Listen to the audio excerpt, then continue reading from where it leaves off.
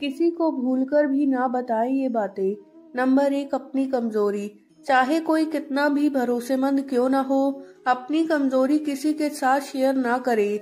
जिस तरह अपनी कमजोरी किसी को नहीं बताते, उसी तरह अपनी ताकत भी लोगों से छुपा कर रखनी चाहिए। नंबर 2, दान पुण्य। आपने जो भी दान दिया है उसे गुप्त रखेंगे तो ही उसका लाभ मिल सकता है। गोपनीय दान देवताओं की नजर में रहता है और जिस दान का बखान किया जाता है उसका फल निष्फल हो जाता है।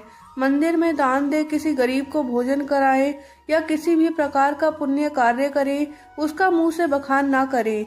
यदि आपने उसे किसी के सामने जाहिर कर दिया तो समझे वह निष्फल हो जाएगा। नंबर 3, अपनी निजी और गुप्त बातें। हर किसी की जिंदगी में कुछ बेहद निजी और गोपनीय बातें होती हैं। इन बातों को हमेशा खुद तक ही सीमित रखना चाहिए। आपकी नींद और भोजन से जुड़े जो भी मुद्दे हैं उन्हें जग जाहिर करने की जरूरत नहीं है। नंबर 4, उदारतापूर्ण कार्यों का बखान। अगर आप किसी के सामने अपनी उदारता की शेखी बगाड़ते हैं तो इससे बुरा कुछ नहीं है। इससे आपकी बहुत किरकिरी हो सकती है। अपने उदारतापूर्ण कार्यों का बखान सबके सामने कभी ना करें। नेकी कर और दरिया में डाल। ऐसे लोगों से सावधान हो जाएं जो आपसे खोद खोद कर कुछ पूछ रहे हैं। नंबर 5, घर का रहस्य। बहुत ऐसे लोग हैं जो अपने घर में हर किसी की एंट्री कर देते हैं और घर के कोने कोने से सभी को अवगत करा देते हैं। जो लोग आपके विश्वास पात्र हैं उन्हें जरूर इसकी छूट दी जा सकती है, लेकिन हमने देखा है कि बहुत से ऐसे लोग आपके घर में घुसकर उसे देखना चाहेंगे जिनसे आपका कोई संबंध नहीं है। हालांकि जिस पर आप विश्वास कर रहे हैं वह कितना सही है ये भी देखना जरूरी है। Number 6, future plan. आपका प्लान सिर्फ आपका ही प्लान होना चाहिए।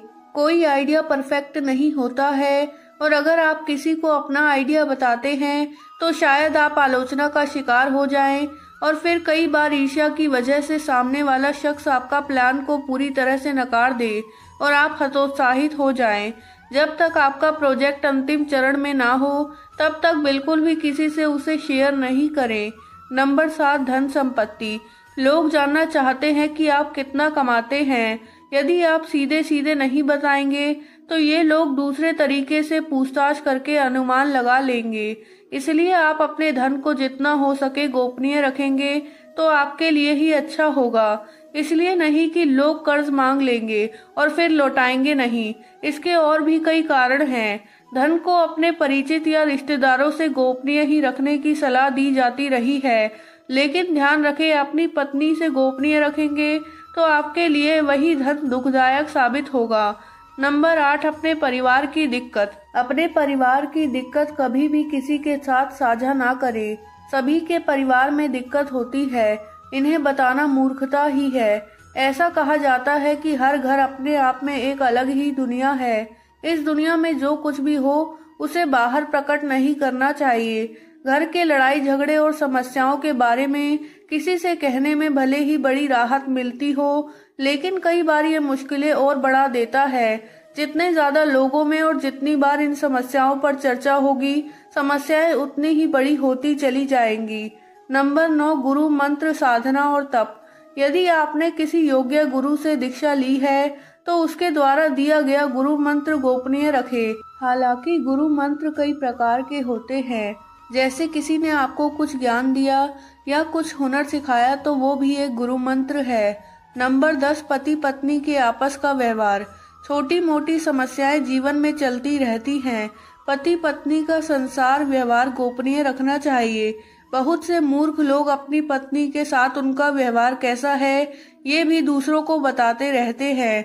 आप अपने परिवार की बातें हमेशा गुप्त रखें, अन्यथा सुनने वाले तो मजे लेकर हट जाएंगे लेकिन आप पछताएंगे। नंबर 11, भावी योजनाओं के बारे में। हमें कभी भी किसी भी शख्स को अपनी भावी योजनाओं को नहीं बताना चाहिए, चाहे वह कितना ही करीबी ही क्यों ना हो। हमें नहीं पता होता कि समय के साथ उस शख्स के साथ हमारे रिश्तों में कैसा बदलाव आ सकता है। दोस्तों, आपको वीडियो कैसी लगी हमें कमेंट बॉक्स में जरूर बताएं और अगर आपको वीडियो अच्छी लगी हो तो प्लीज वीडियो को लाइक और चैनल को सब्सक्राइब जरूर करें। वीडियो को देखने के लिए आप सभी का शुक्रिया।